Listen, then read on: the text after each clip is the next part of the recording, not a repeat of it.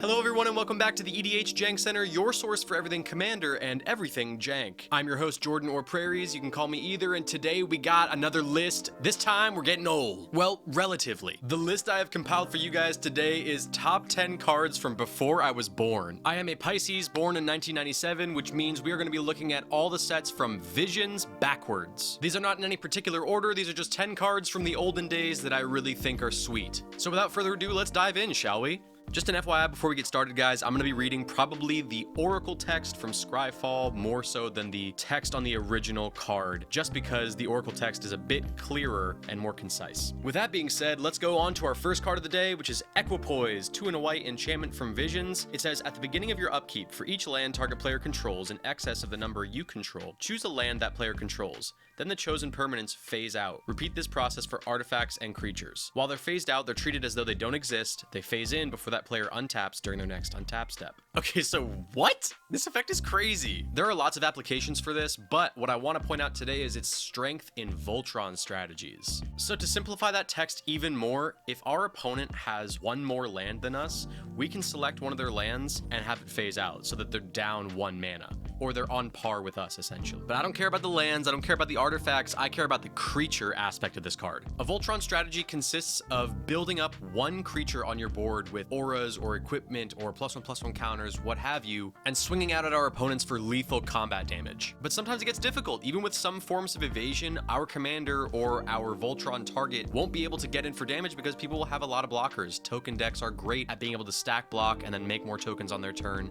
This is the best way to deal with it, or at least the most fun way in my opinion. So all you need to do is give your Voltron target Menace or something like that, and then Equipoise comes in and does work. If your opponent has 10 creatures out to block and you only have 1 creature on your board, Equipoise allows us to phase out the other 9 and it only leaves 1 creature left, and then we can swing out with no consequences because our creature has Menace and they only have 1 creature. I think this is a super sweet effect, super unique. I think if you drop this on the table, people will be like, whoa, you're freaking cool, dude. So not only is this card a great finisher, but it's also a great card in general. It's nice too because it just phases out creatures sometimes. You don't want to board wipe, you don't want to really obliterate your friend's board states, so you just phase them out and then they'll come back later, unless we kill them. In which case they might actually be a little bit upset.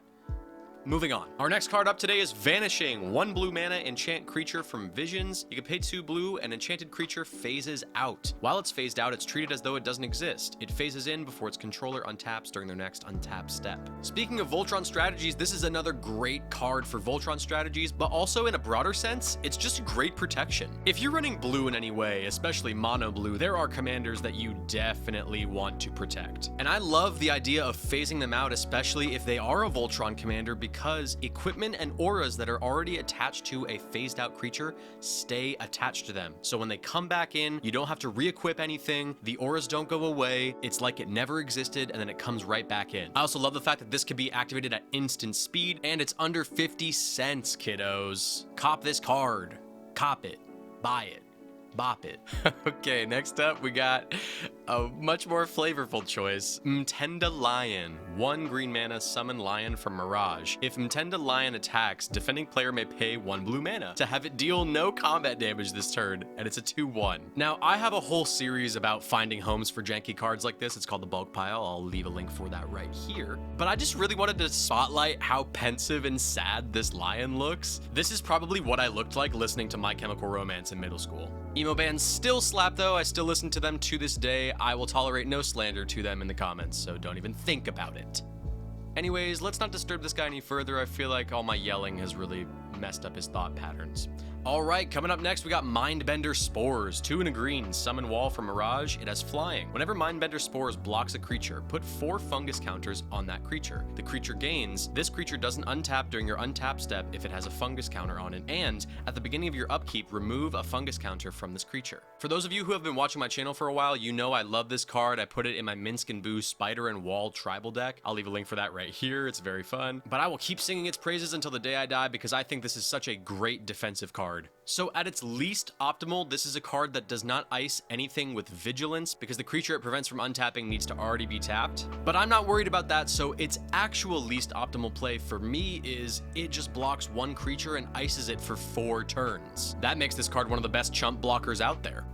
But if you can make this indestructible or even buff enough to not be killed by a good amount of creatures, you are going to be able to ice a lot more creatures, or even better, people might just leave you alone because they don't want to risk having their creatures tapped down for a good while. And this starts to get really bonkers when we start to proliferate the fungus counters that are on all those creatures that we blocked. This card belongs in the pantheon with great defenders such as Hornet Nest and Fogbank. And by the way, I forgot to mention from the Oracle text earlier that this is a defender. Back in the day, they didn't have categorizations or abilities like defender, so anything that was a wall could not attack. Coming up next, we got Nature's Blessing, 2 white-green enchantment from alliances. Pay white and a green. Choose and discard a card from your hand to have target creature gain banding, first strike, or trample, or get a +1/+1 counter. I really like this card. It's got lots of utility and it's pretty janky. What's there not to love? Now, first strike and a +1/+1 counter are great. We're not even gonna get into banding, but I really love that this card can just enable trample for 2 mana. I think we can apply that to a Voltron strategy. We can do a lot of stuff with it and it's super fun. And added synergies are, if your deck really loves having cards in the graveyard and recurring them, you can discard stuff like Soul Ring and bring it back with Sun Titan. I think that's pretty cool. So if you're building something on a budget, I think this is worth a look. Speaking of look, let's take a look at this next card. It's Gorilla Warcry, 1 and a red, instant from alliances, and the Oracle text says, cast this spell only during combat before blockers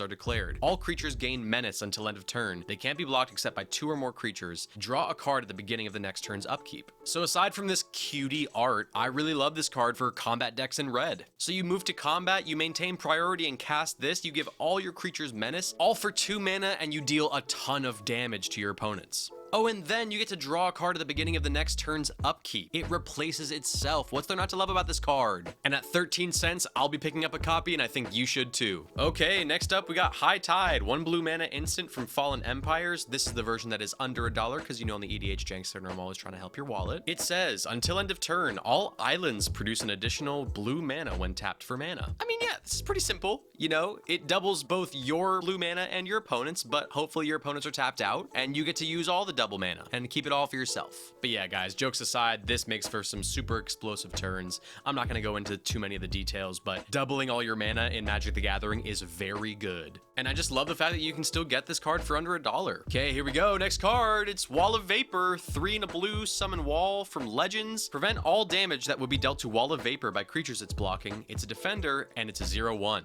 It's Fogbank's dad. Daddy Fogbank, Father Cumulus.